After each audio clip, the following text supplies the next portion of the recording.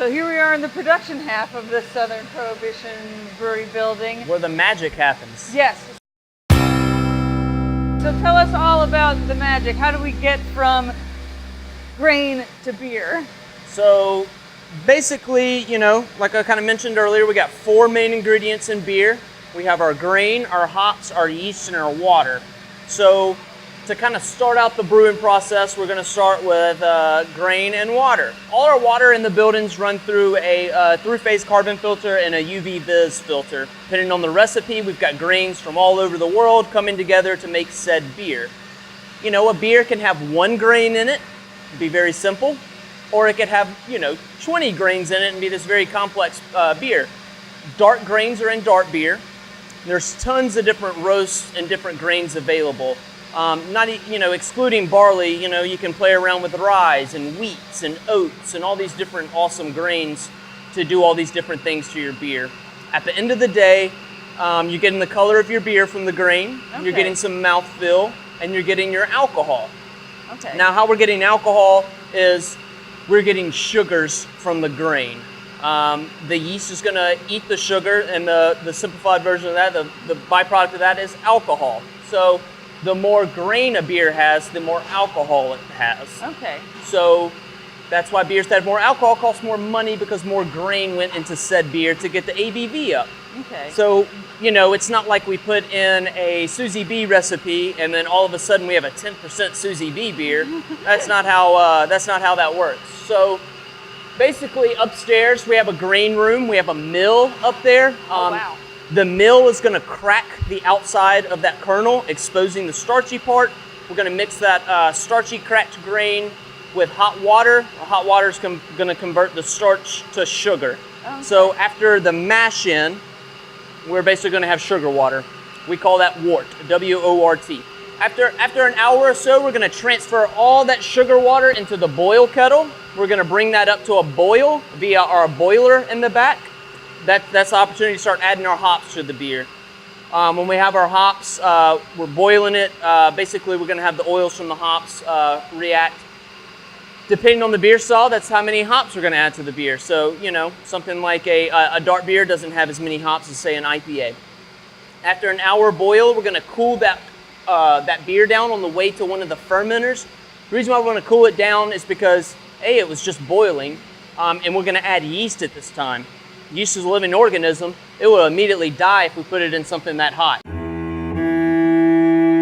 So we have to get it down to its fermentation temperature. Yeast can react very differently to various temperatures. 68 degrees is kind of a good starting spot. That yeast is going to be very happy, start growing. After it kind of multiplies enough, then it's going to decide to start eating some of that sugar to make the alcohol. The beer spends several weeks over here in the fermenters, actually fermenting, maturation's going on. If there's any dry hopping that needs to take place, that's where that's going on. Dry hopping is a process of taking fermented beer and adding raw hop to that beer for a more intense hop flavor. Yeah, what's with all the foam, and should we be scared? Absolutely not. That beer is extremely happy right now. We've got a really good, vigorous fermentation going. So that's different proteins and yeast that are basically coming out of the tank right now. You might notice the hoses and the buckets on actively fermenting beers. So these tanks are cleaned and then sanitized and then closed off. So in their own little sanitized world, cleanliness and sanitation is extremely important in the brewing industry. So once this thing's been sanitized, it's not opened until no beer is left in it. So basically, we have to have a way that we can get CO2 out of the tank. So when the yeast is eating the sugar, ethanol is a byproduct and CO2 is a byproduct. So it's constantly bubbling. So we basically have kind of like a water lock system here. Gas can come out and bubble out of a bucket that has water in it, but nothing can get back into the tank. Perfect. So this process, active fermentation, usually lasts anywhere from 5 to 7 days. At that point, we shut up the tank, make sure we constantly have a little bit of CO2 head pressure on there, because at that point, we don't want any oxygen introduced. And then it's just a matter of bringing the temperature down so we can get our yeast off, we can get that beer nice and cold, we can run it through our centrifuge, and then get it carbonated and packaged. One of the tanks has a name, right? One of Yeah, the tanks is so Gary we've Brucey? got our first tank. So when we started Okay, off, 'cause we that had one's these. got a head too. Yeah, we have kind of heads on the outsides here. So our first 4 tanks that we received were these 4 40-barrel tanks right here, and we did a.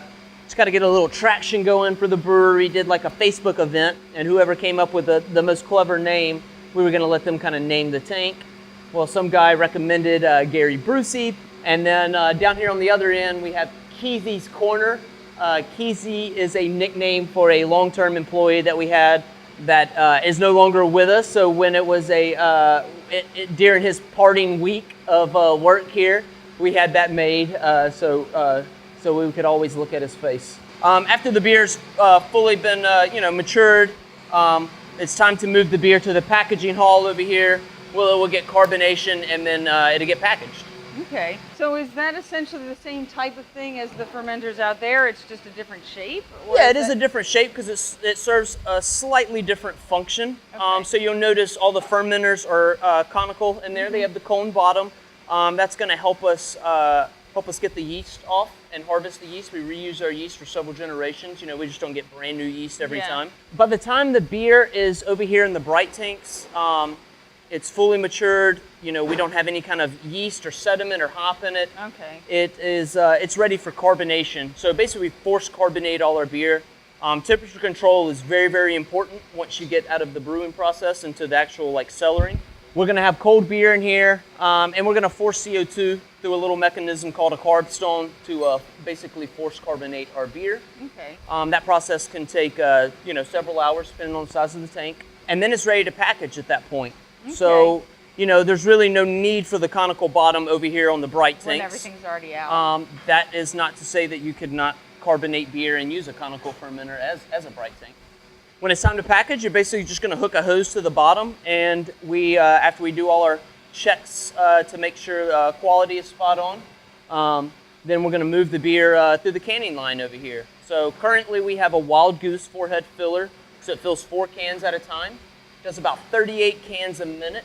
Okay. And over the years, we've just kind of added different pieces to this machine. So we have a rinser and a dryer now. We have a date coder. Prints the date on the bottom of the can. And then we have a low fill detect machine. So each can runs through this machine. Takes an x-ray picture of it. If the can is low, it kicks it out the side. We don't want people getting half-filled cans or anything. And then it comes to the pack-off table where somebody packs it off, and then we go set it in the cooler until it's time to go to the consumer. Well, Ben, it's been a pleasure. I definitely haven't seen this side of Southern Prohibition any time before this, and I'm hoping that everyone out there will also appreciate it. And until then, drink SoPro's beer. Thank you. Drink beer. Thank you.